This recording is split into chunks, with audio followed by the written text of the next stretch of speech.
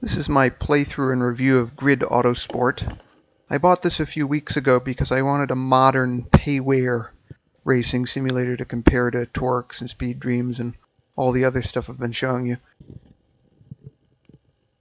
When I opened the package, though, I didn't just get an install disk. I mean, the install disk is there, but it's only an install disk for Steam, which is really irritating. They gave me a license code, and it took me 2 days to download everything, which was really infuriating. I mean, I don't even particularly like Steam. This is my first time using it. As you'll see, once I finally got it downloaded, I was able to get much better results, though.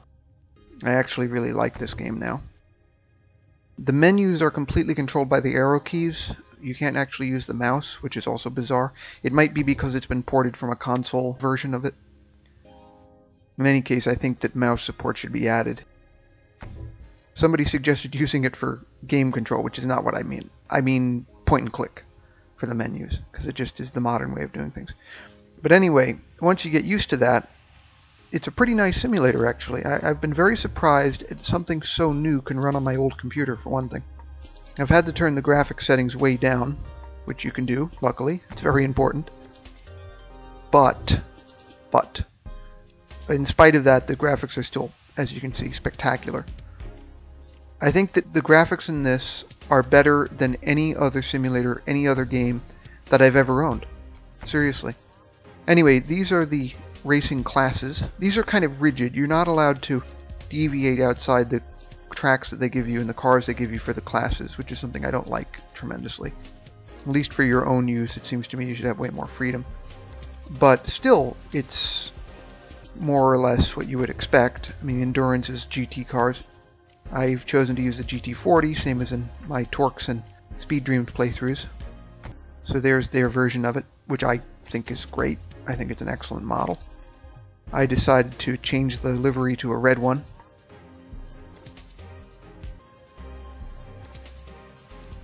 They say it's a GT40 Mark I, but it's really a Golf 1 because that body style was not used on the original Mark I.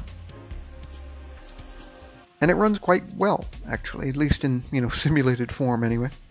So I'm going to take it around Brands Hatch, same as the other two playthroughs. Like for like. Paddock area, or pit area, is where you set up your race. In this case, I'm only doing a practice run.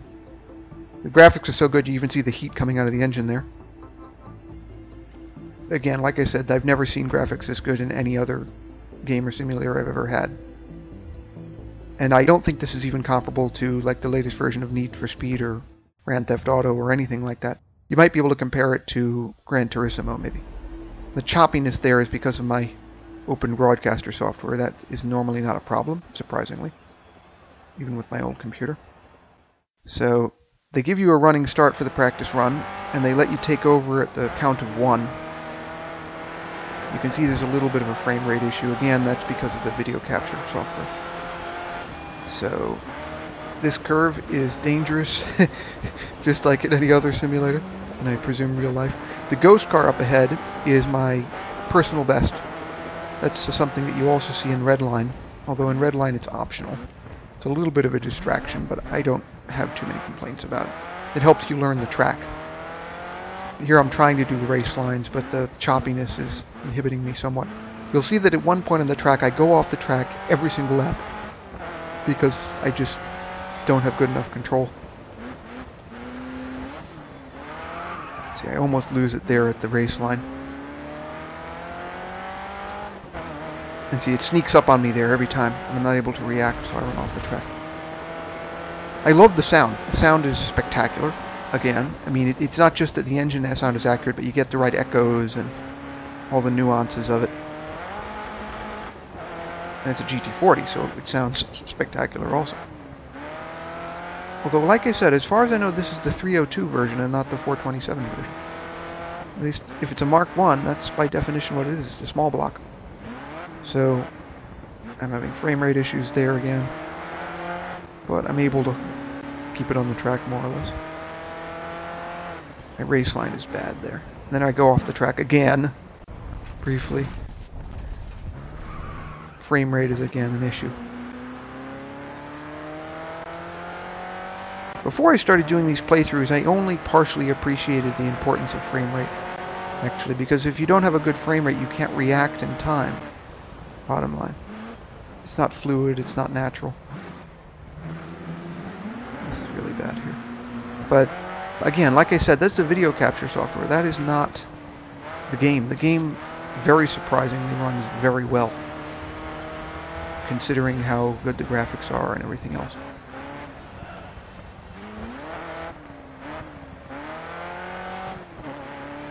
Into the second lap here. Obviously, I do a little bit better in the second lap. I'm a little bit more warmed up. Again, there's a little bit of that need to drive deliberately slow on this track if you have a fast car, because the curves, the grades and everything are so impossible that unless you're driving one of the Formula 1 cars that it's in theory designed for, you're going to have handling problems if you don't hold the car back.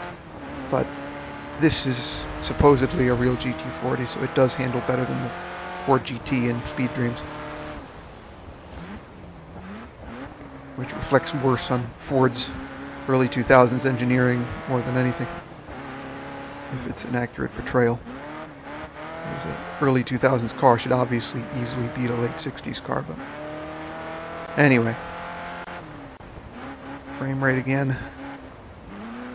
Somehow I managed to maintain control, basically by braking really hard into that corner, so that it would be manageable. But like I said, this is not a concern if you're only playing the game and not trying to capture it.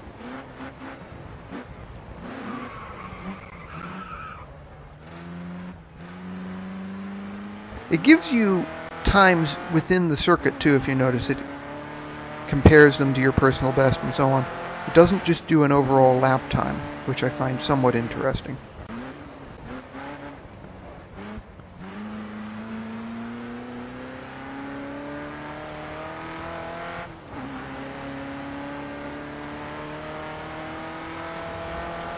So there, 1:43. More or less a good touring car time.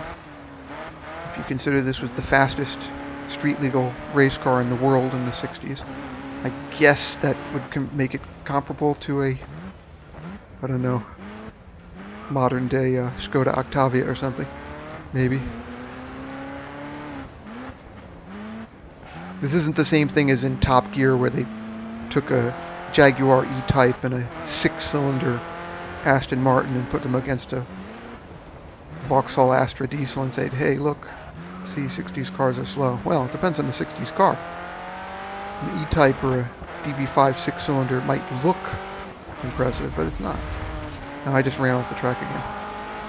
And my driving is not impressive at all here.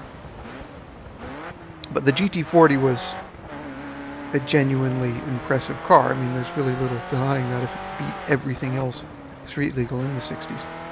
Even the Porsche 917, because when the 917 came out last year that GT40 was genuinely competitive, didn't have the handling.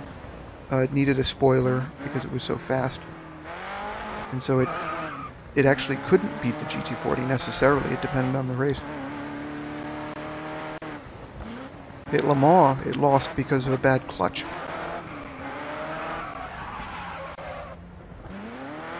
I'm trying to maintain control in spite of the terrible frame rate. I wish I could fix that for all of you, but I really would have to sacrifice so much video quality. Then you wouldn't appreciate the graphics for that reason.